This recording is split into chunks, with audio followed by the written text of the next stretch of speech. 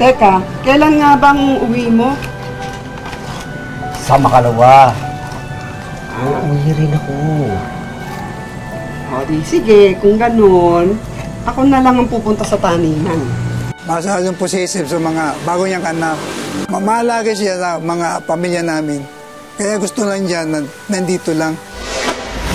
Nagmamay-ari ang mag-asawang Martha at Tomas ng isang malawak na taniman sa San Pablo City sa Laguna.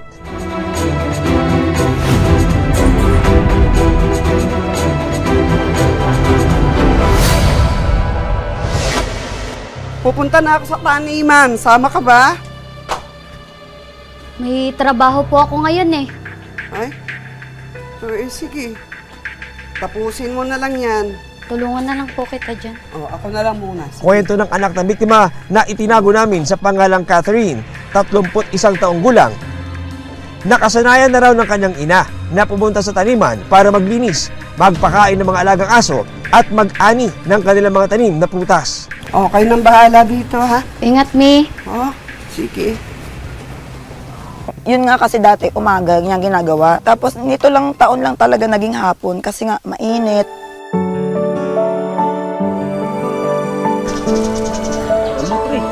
Hola! Mukhang namuka na yung mga pananim niya. Ay! Oo! Sige! Kumuha kayo. Sa loob ng mahigit na 4 na dekada, ito na ang libangan at hanap buhay ni Aling Martha.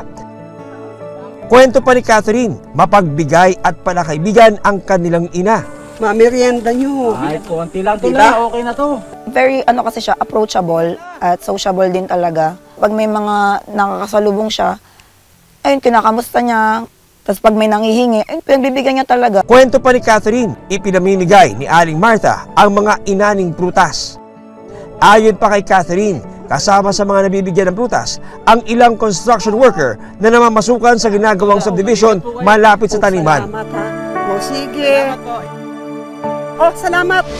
Lingid sa kaalaman ni Aling Martha, ang kabaitang itinanim niya sa mga taong nakapaligid sa kanya, magbubunga pala ng isang malagim na trahedya.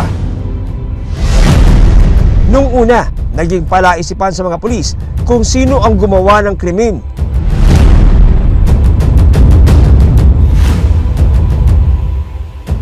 Hanggang isang kuha ng CCTV ang napasa kamay ng pamilya ng biktima.